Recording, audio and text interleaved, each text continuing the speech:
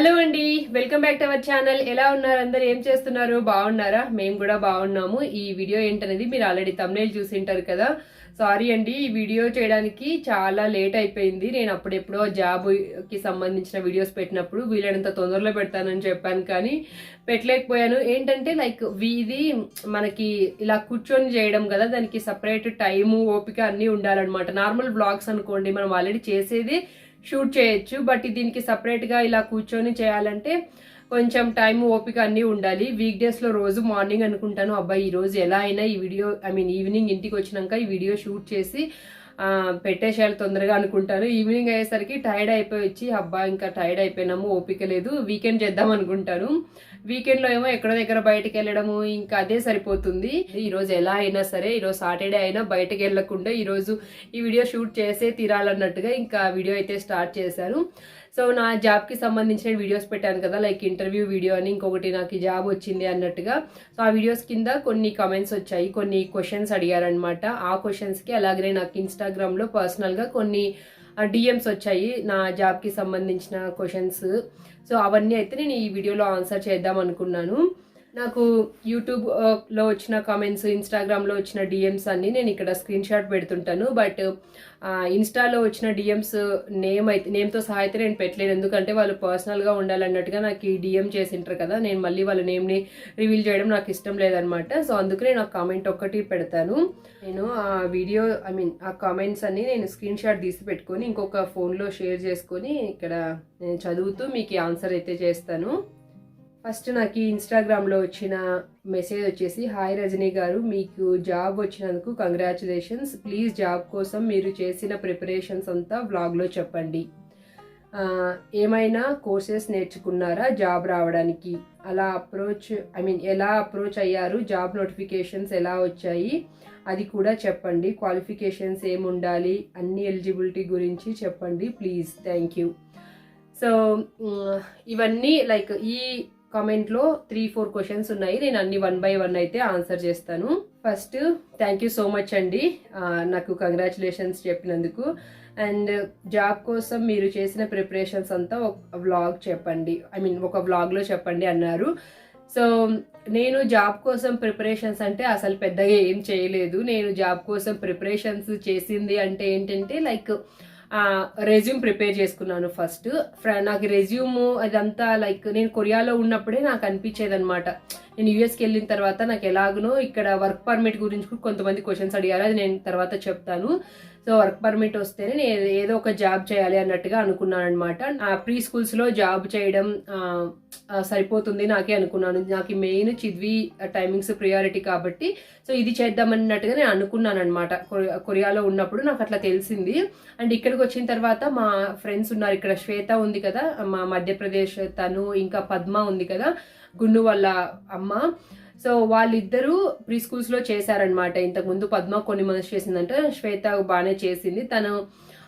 So అట్లా వాళ్ళు share చేసిన ఎక్స్పీరియన్స్తో నాకు ఇది అంత కష్టమైన జాబ్ ఏమి కాదు, సో నేను చేయగలను అన్నట్టుగా నాకు ఒక కాన్ఫిడెన్స్ వచ్చింది. సో ఇంకా నేను పద్మ దగ్గర తన రెజ్యూమ్ తీసుకున్నాను అనమాట. జస్ట్ లైక్ మనం అంటే రెజ్యూమ్లో పర్టికులర్గా మనకి ఏముండాలి ఈ జాబ్కి సంబంధించి అన్నట్టుగా నేను అన్ని చూసుకొని సేమ్ ఎగ్జాక్ట్గా అదే రెజ్యూమ్ పెట్టకుండా ఈ రెజ్యూమ్తో పాటు చాట్ జీపీటీ రెఫరెన్స్ కూడా తీసుకొని నేను ఒక రెజ్యూమ్ ప్రిపేర్ చేసుకున్నాను. అందులో మన హాబీస్, స్కిల్స్తో పాటు ఇంకా మన art and craft main mention చేయాలి. ఈవెన్ దో మనకు ఆర్ట్ అండ్ క్రాఫ్ట్ స్కిల్స్ లేకపోయినా అవి నేర్చుకోవచ్చు తర్వాత, ఏం కాదు, అది కూడా మెన్షన్ చేస్తే హెల్ప్ అవుతుంది.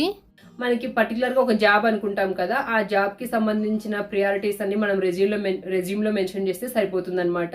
సో ఇంకా నేను రెజ్యూమ్ ప్రిపేర్ చేసుకున్న తర్వాత నాకు వర్క్ పర్మిట్ వచ్చేసి జూలైలో వచ్చింది. నాకు అప్పుడు చిద్వికి సమ్మర్ హాలిడేస్ కాబట్టి నేను అప్పుడు ఏం ట్రై చేయలేదు. చిద్వి స్కూల్కి ఆగస్ట్ 3rd వీక్లో వెళ్ళడం స్టార్ట్ చేశాడు. సో నేను సెప్టెంబర్ నుంచి ట్రై చేశాను అనమాట.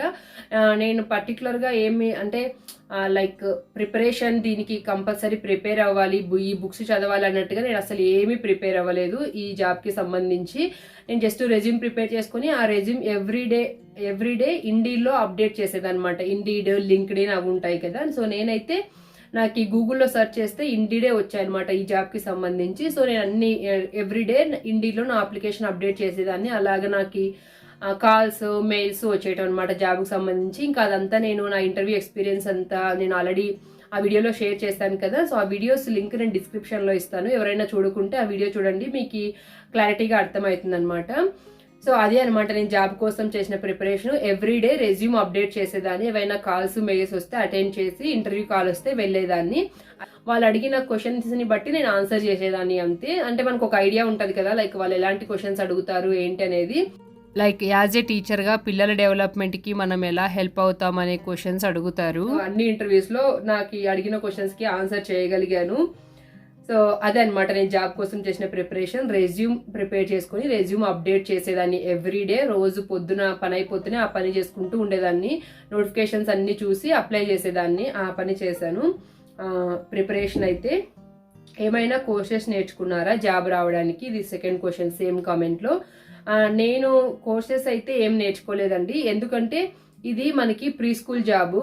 నాకు ఇక్కడ అసలు ఏ ఎక్స్పీరియన్స్ లేదు, ఏమీ లేదు. నేను జస్ట్ ఇంటర్వ్యూకి వెళ్తేనే వీళ్ళు లైక్ ఇది ఒక్కొక్క స్టేట్లో ఒకలాగా ఉంటుంది అనమాట. ఇప్పుడు మనం ఉన్నది కొలరాడో స్టేట్ కాబట్టి ఈ స్టేట్లో ఈ ఎడ్యుకేషన్ బోర్డుకి సంబంధించి కొన్ని క్వాలిఫికేషన్స్ కోర్సెస్ అవి ఉంటాయి. అవి మనము లైక్ ఇన్ పర్సన్ చేసేటివి ఏం కాదనమాట. వన్స్ మనకి జాబ్ వచ్చిన తర్వాత ఆ స్కూల్ లైక్ పర్టికులర్ స్కూల్లోకి వెళ్తేనే వాళ్ళు ట్రైనింగ్స్ నుంచి స్టార్ట్ చేస్తారనమాట. ట్రైనింగ్స్ నుంచి ఈవెన్ దో మనకి ఎక్స్పీరియన్స్ ఉన్నా వేరే స్కూల్లో వేరే ఎక్కడైనా మళ్ళీ మనం ఆ ట్రైనింగ్స్ చేయాలన్నమాట. అది వీళ్ళకి లైక్ బేసిక్ అనమాట. ఎప్పుడు మనం ఎంత ఎక్స్పీరియన్స్ ఉన్నా ట్రైనింగ్స్ అయితే చేయాలి. అవి ఆన్లైన్లోనే చేయొచ్చు అనమాట. ఇక్కడ అయితే కొలరాడోలో PDIS అని ఉంటుంది. అది వచ్చేసి నేను ఏందో మర్చిపోయాను, దాని అబ్రివేటివ్ ఇక్కడ పెడతాను. దాంట్లో మనకి ఆ వెబ్సైట్లో వాళ్ళు ఇచ్చిన లిస్ట్ మనం ట్రైనింగ్ చేస్తే సరిపోతుంది. దాంట్లో ఏం లేదంత థియరీ ఉంటుంది, అది చదివి ఆ క్వశ్చన్స్ విని మళ్ళీ మనకి అది అయిపోయిన వెంటనే ఎగ్జామ్ ఉంటుంది. ఆ ఎగ్జామ్కి క్వశ్చన్స్ మల్టిపుల్ చాయిస్ క్వశ్చన్ లాగా ఉంటుంది, అది ఆన్సర్ చేయడం అంతే. సో ఇంత పర్సెంట్ అని ఉంటుంది, ఆ పర్సెంటేజ్ అయిపోతుంది మనకి ఆ సర్టిఫికేట్ వస్తుంది అనమాట.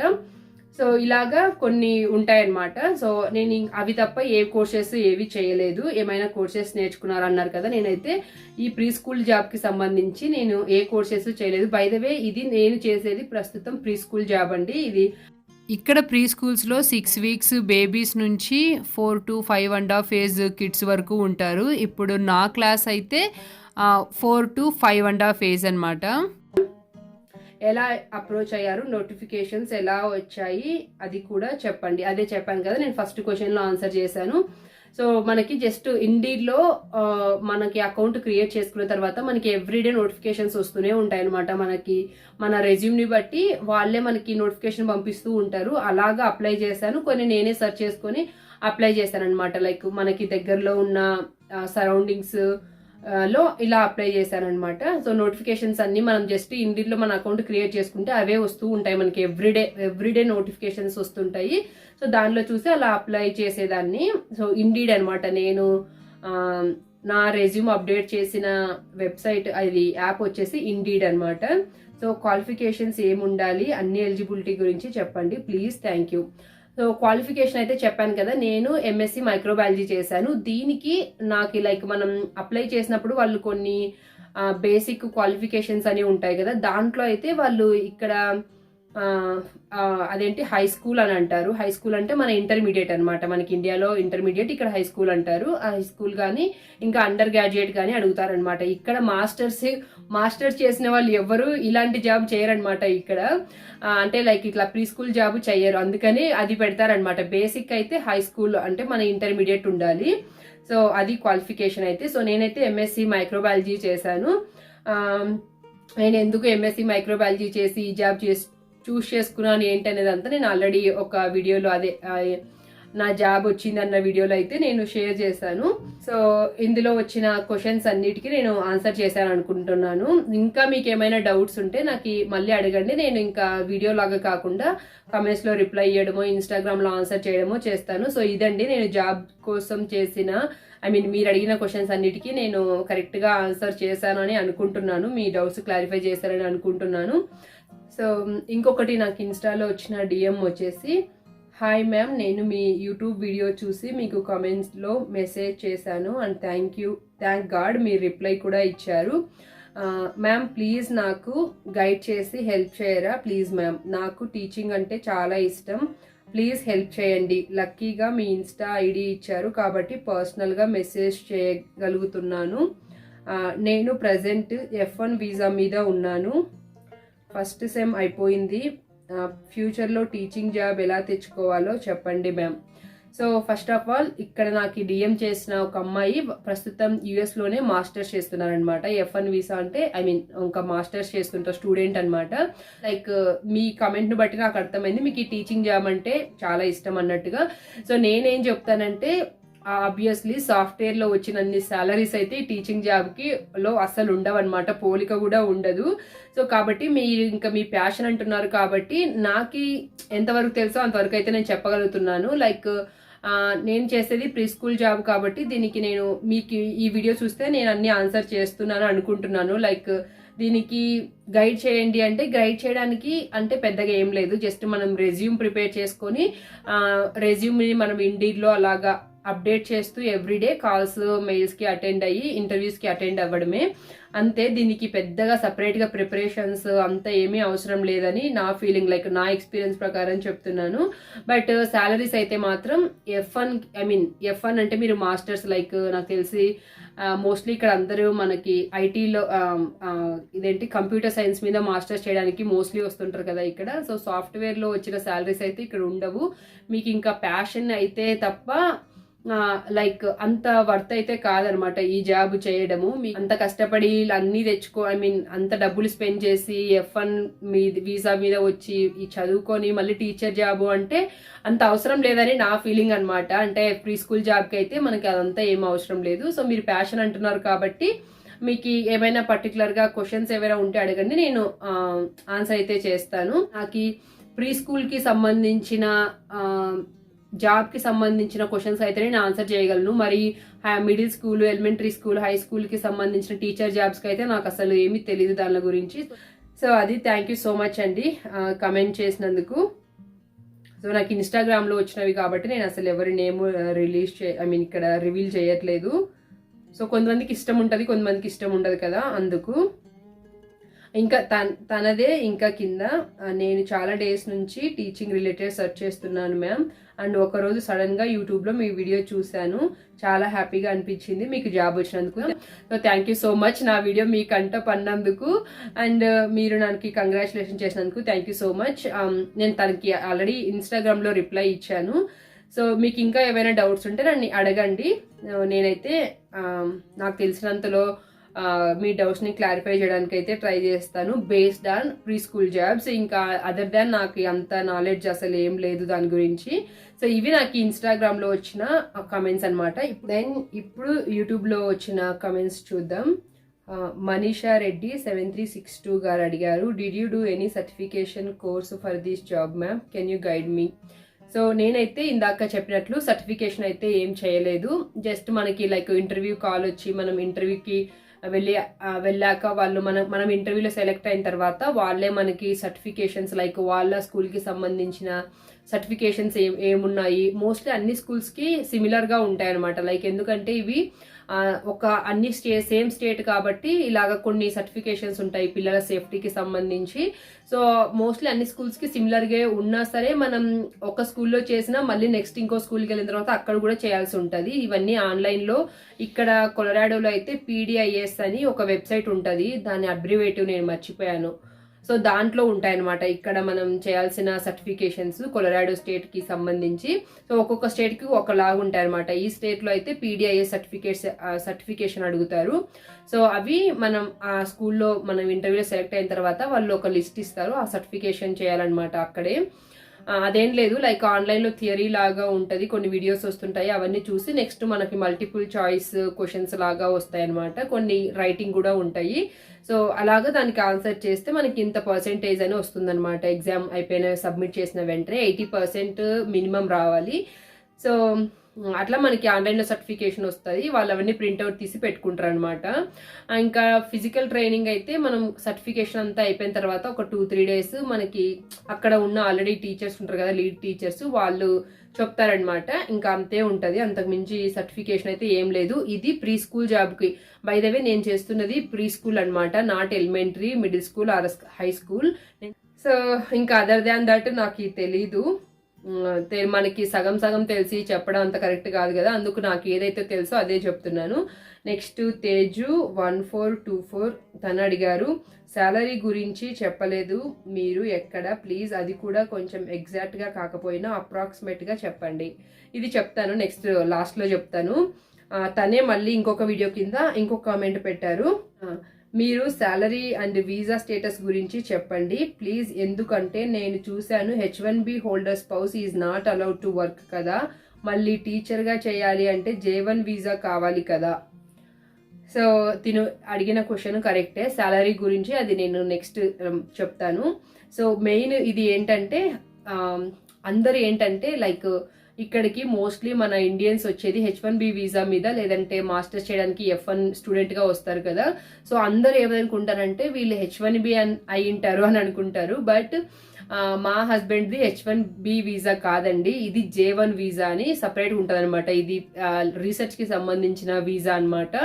సో ఈ వీసా స్పౌస్కి లైక్ J2 డిపెండెంట్ అనమాట. నేను ఇప్పుడు మా హస్బెండ్ J1, నేను J2 డిపెండెంట్ కాబట్టి నాకు వర్క్ పర్మిట్ ఉంటుంది అనమాట. ఇక్కడ EAD అని ఎంప్లాయ్మెంట్, EAD అంటే ఎంప్లాయ్మెంట్ ఆథరైజేషన్ డాక్యుమెంట్ అని ఒక కార్డు ఉంటుంది మనకి. సో మన వీసా లైక్ H1, వీళ్ళు అడిగిన క్వశ్చన్ కరెక్టే, ఎందుకంటే H1B డిపెండెంట్ H4 వాళ్ళకి అంత తొందరగా వర్క్ పర్మిట్ రాదు. మేము ఇంకా ఇక్కడికి వచ్చిన నాకు ఈ 4 monthsకే EAD వచ్చిందనమాట. అదే H1B వాళ్ళకైతే అంత తొందరగా రాదు, ఒక 4 మినిమం అయితే 3 years పడుతుంది, మాక్సిమం ఎంతైనా పట్టచ్చు. ఎందుకంటే H1B మీద వచ్చి వీళ్ళు ఇక్కడ H4కి వర్క్ పర్మిట్ లైక్ EAD తెచ్చుకోవాలి అంటే చాలా అంటే లైక్ గ్రీన్ కార్డ్ ప్రాసెస్లో I-140 అని ఒకటి ఉంటుంది అనమాట. ఫస్ట్ స్టెప్, ఆ స్టెప్ వాళ్ళ హస్బెండ్ లైక్ H1B హోల్డరు వాళ్ళ I-140 యాక్సెప్ట్ అయిన తర్వాతే వాళ్ళ స్పౌస్కి H4 EAD అనేది వస్తుంది. దానికి చాలా టైం పడుతుంది. సో అందుకు చాలా మందికి డౌట్ రావచ్చు, H1B మీదే వెళ్ళి అంత తొందరగా వీళ్ళకి వర్క్ పర్మిట్ ఎలా వచ్చిందని. సో బేసిక్గా మా హస్బెండ్ది J1 వీసా, నాది J2 అనమాట. సో J2 డిపెండెంట్కి మనం వీసా అంటున్నా EAD తొందరగా వస్తుందన్నమాట. సో నేను ఐ థింక్ మార్చ్లో ఏమో EAD అప్లికేషన్ సబ్మిట్ చేస్తే నాకు జూలైలో వచ్చినట్టుంది. సో అది నేను చూపిస్తాను మీకు ఇప్పుడు. ఇదనమాట, నేను అంతా చూపిలేనిది, దీంట్లో అన్ని డీటెయిల్స్ ఉంటాయి కదా, కొంచెం చూపిస్తాను. ఇదిగో ఇది అనమాట ఎంప్లాయ్మెంట్ ఆథరైజేషన్. EAD అంటే ఎంప్లాయ్మెంట్ ఆథరైజేషన్ డాక్యుమెంట్. సో ఇది నాకు జూలైలో వచ్చింది. సో అప్పుడు చిద్వికి సమ్మర్ హాలిడేస్ కాబట్టి నేను ఇంకా అప్పుడేం అప్లై చేయలేదు, నేను సెప్టెంబర్లో అప్లై చేశాను. సెప్టెంబర్ నుంచి అప్లై చేయడం స్టార్ట్ చేశాను అనమాట. సో మనకి ఎంప్లాయ్మెంట్ లైక్ EAD ఉంటేనే, వర్క్ పర్మిట్ ఉంటేనే మనం ఇక్కడ లీగల్గా జాబ్ చేయడానికి ఎలిజిబుల్, లేకుంటే మనం అసలు ఎలిజిబుల్ కాదనమాట ఇక్కడ. అందుకే చాలా మంది H4 డిపెండెంట్ వాళ్ళు ఇండియాలో మంచి మంచి సాఫ్ట్వేర్లో మంచి ఫీల్డ్లో ఉండి ఇక్కడికి వచ్చిన తర్వాత ఖాళీగా ఉండడానికి రీజన్ ఇదే అనమాట, వర్క్ పర్మిట్ తొందరగా రాదు. సో అది ఈ EAD అంటే గుర్తొచ్చింది నాకు, నా EAD అబౌట్ టు ఎక్స్పైర్ అనమాట. ఇంకొక 2 weeksలో ఎక్స్పైర్ అయిపోతుంది. సో ఈ 2 weeksలో ఎక్స్పైర్ అయ్యేలోపు నేను ఇంకొకటి రెన్యూవల్కి అప్లై చేశాను. రెన్యూవల్ EAD ఇది అయిపోతుంది కదా. సో మళ్ళీ నేను రెన్యూవల్ చేసుకున్నాను. రెన్యూవల్ చేసి ఒక 40 days అవుతుంది, స్టిల్ ఇంకా ఏ అప్డేట్ లేదు. ఇది లేకుండా నేను ఒక్కరోజు కూడా జాబ్ చేయడానికి లేదనమాట. సో ఇది ఎంతవరకు అయితే ఉందో అంతవరకు చేసి నేను వాళ్ళకి చెప్పాను ఆల్రెడీ, స్కూల్లో డైరెక్టర్తో మాట్లాడితే ఓకే నువ్వు ఇప్పటి వరకు లైక్ EAD ఉన్నంత వరకు చేయమని చెప్పింది. తర్వాత నువ్వు అప్లై చేసావు కాబట్టి అది వచ్చే వరకు నువ్వు బ్రేక్ తీసుకోవాల్సిందే అని చెప్పింది అనమాట. సో ప్రస్తుతం నాకు ఇప్పుడు EAD ఉన్నన్ని లాస్ట్ డే వరకు చేస్తాను. నాకు అంతలోపు కొత్త EAD నేను రెన్యూవల్కి అప్లై చేశాను కదా, అది వస్తే అట్లే కంటిన్యూ చేయొచ్చు, లేదంటే బ్రేక్ తీసుకొని మళ్ళీ రీజాయిన్ అవ్వమన్నారు అనమాట.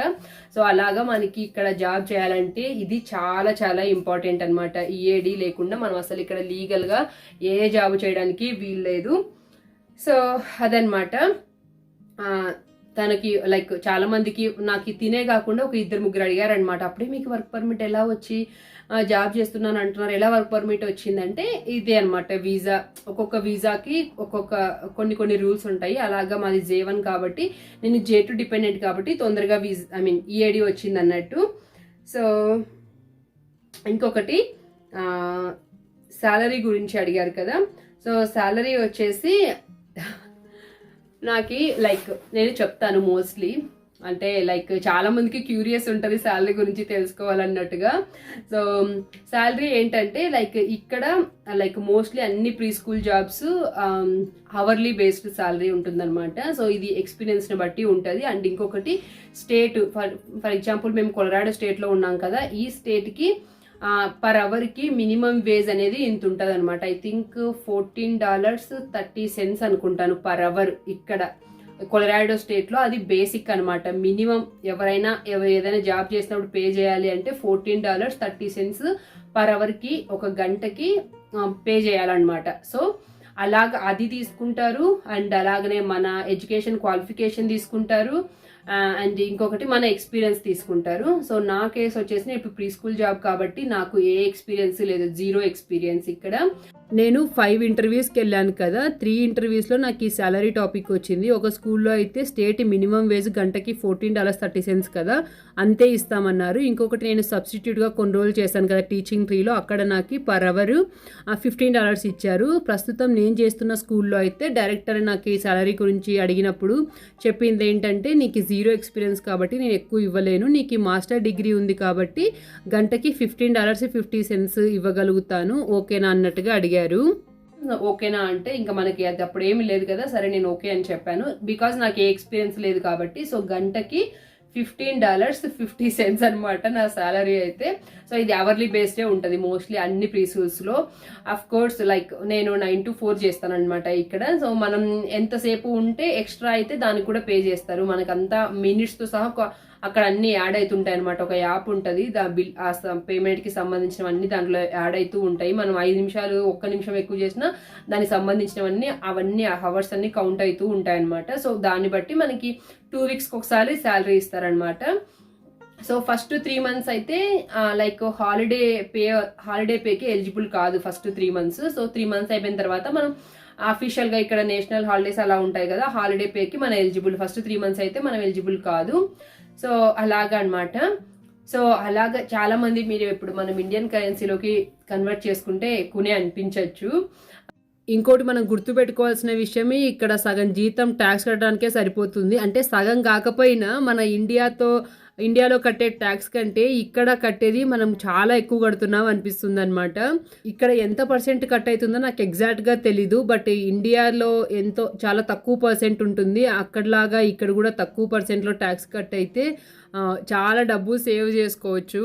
ఏంటంటే ఇక్కడ మనకి వెరీ బేసిక్ శాలరీ అనమాట. అమెరికాలో అయితే అది చాలా బేసిక్ శాలరీ. అదే మనం ఇక్కడ డాలర్స్లో ఎర్న్ చేసి ఇండియన్ కరెన్సీలోకి కన్వర్ట్ చేసుకుంటే మనకి lakhsలో అనిపిస్తుంది పర్ మంత్. ఓ మా ఈ జాబ్కి 1 lakh అట్లా వస్తుందా అని అనిపిస్తుంది. కానీ మనం లైక్ ఇక్కడ మనం డాలర్స్లో ఎర్న్ చేసి ఆబ్వియస్లీ కరెన్సీలోకి రూపీస్లోకి కన్వర్ట్ చేసుకుంటే అది ఎక్కువ అనిపిస్తుంది. కానీ మనం ఇక్కడ డాలర్స్లో ఎర్న్ చేసి డాలర్స్లో స్పెండ్ చేస్తాం కాబట్టి ఇది ఇక్కడ వెరీ బేసిక్ శాలరీ అనమాట. అది మీరు గుర్తుపెట్టుకోవాలి. లేదంటే లైక్ డాలర్స్ని రూపీస్లో కన్వర్ట్ చేసుకుంటే ఆబ్వియస్లీ మనకి ఎక్కువ అనిపిస్తుంది. మనం డాలర్స్లో ఎర్న్ చేసి రూపీస్లో ఏం స్పెండ్ చేయం కదా, అలా అయితే బాగుంటుంది. డాలర్స్లో ఎర్న్ చేసి రూపీస్లో స్పెండ్ చేస్తే చాలా మిగులుతుంది. కానీ మనం ఇక్కడ ఎర్న్ చేసేది డాలర్స్, స్పెండ్ చేసేది డాలర్స్ కాబట్టి అది ఇక్కడ మినిమం శాలరీ. అంతే అండి, ఈ వీడియో అయితే అన్ని క్వశ్చన్స్ కి ఆన్సర్ చేశాను. లైక్ మోస్ట్లీ ఇంకా కొన్ని కామెంట్స్ వచ్చాయి, అన్ని ఇంకా ఈ జాబ్ కి సేమ్ కైండ్ ఆఫ్ క్వశ్చన్స్ అనమాట. అందుకే నేను ఇంకా అన్ని చదివి మళ్ళీ ఇక్కడ పెట్టలేదు, మళ్ళీ ఆన్సర్ చేయలేదు. బికాజ్ వీడియో లెంత్ ఇప్పటికే ఎక్కువ అయిపోయింది కదా. సో అందరు అడిగిన క్వశ్చన్స్, క్వాలిఫికేషన్ లైక్ ఎలా అప్లై చేశారని అడిగారు, అండ్ ఇంకా అదేంటి శాలరీ గురించి అడిగారు, ఇంకా వర్క్ పర్మిట్ గురించి అడిగారు. సో అన్నీ అయితే ఆన్సర్ చేశాను అనుకుంటున్నాను. హోప్ మీ అందరికీ కాదు, ఇక్కడ అమెరికాలో ప్రీ స్కూల్ జాబ్కి ట్రై చేసే వాళ్ళకి ఈ వీడియో హెల్ప్ఫుల్ అవుతుందని అనుకుంటున్నాను. Thank you so much for watching. ఈ వీడియో మీకు నచ్చింది, కొంచెం హెల్ప్ఫుల్గా అనిపించింది అన్నట్లయితే వీడియోకి లైక్ చేయడం మర్చిపోకండి. అలాగే ఇంకా ఎవరైనా సబ్స్క్రైబ్ చేసుకోకుండా చూస్తున్న వాళ్ళైతే ఛానల్లో వీడియోస్ చూడండి. ఇఫ్ ఇన్ కేస్ మీకు నచ్చినట్లయితేనే సబ్స్క్రైబ్ చేసుకోండి. ఓకేనా? Thank you so much for watching. See you next video. Bye, take care.